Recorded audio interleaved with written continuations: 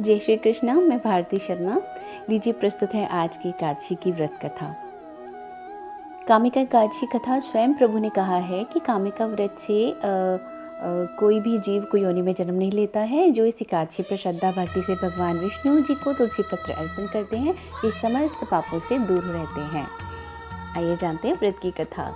महाभारत काल में एक समय में कुंती पुत्र धर्मराज युधिष्ठिर ने श्री कृष्ण जी से कहा, हे भगवान, कृपा करके मुझे श्रावण मास के कृष्ण पक्ष की एकादशी का नाम और महत्व बताइए। श्री कृष्ण ने कहा कि हे युधिष्ठिर, इस एकादशी की कथा के समय स्वयं ब्रह्मा जी ने देवर्षि नारद जी को भी कह चुके हैं, अतः मैं भी तुमसे वही कहता हूँ। नारद जी ने ब्रह्मा जी से श्रावण मास के कृष्ण पक्ष की एकादशी की कथा सुनने की इच्छा जताई थी। उस एकादशी का नाम, विधि और महात्म इस प्रकार है।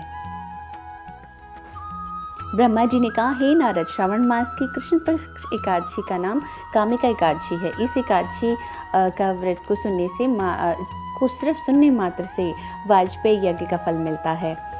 इस तिथि पर शंख चक्र गदा धारी श्री भगवान विष्णु जी का पूजन होता है। उनकी पूजा करने से जो फल मिलता है उसको सुनिए।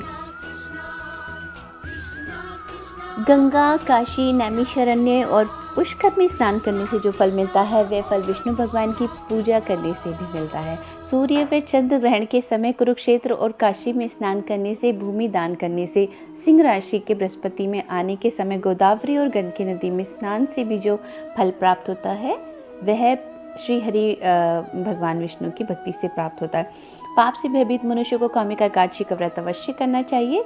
एकादशी व्रत से बढ़कर पापों को नाश करने का कोई उपाय नहीं है। स्वयं प्रभु ने कहा है कि कामिका व्रत से कोई भी जीव कोई योनि में जन्म नहीं लेता है।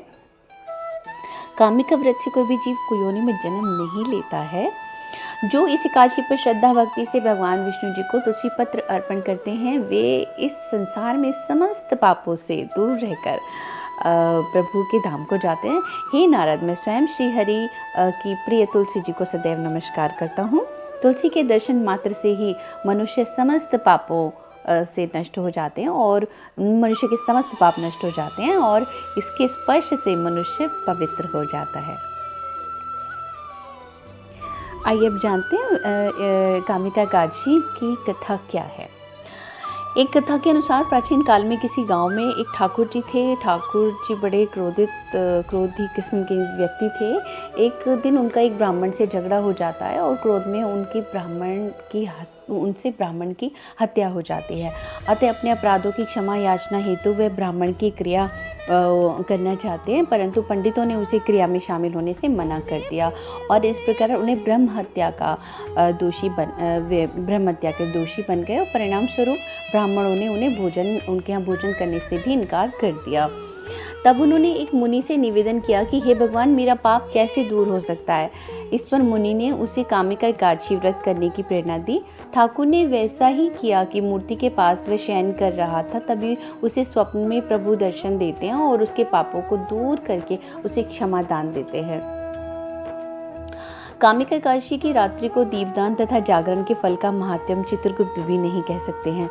जो इस एकादशी की रात्रि को भगवान के मंदिर में दीपक जलाते हैं, उनके पितर स्वर्ग लोक में अमृतपान करते हैं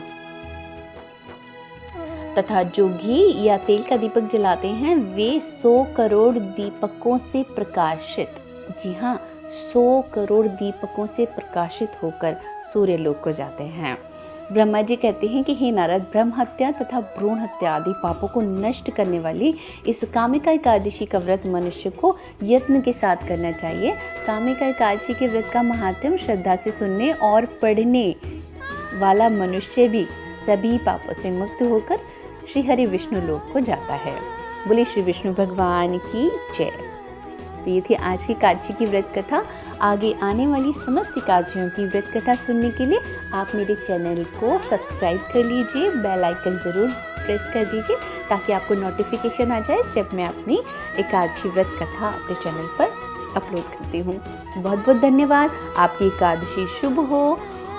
हैप्पी एकादशी।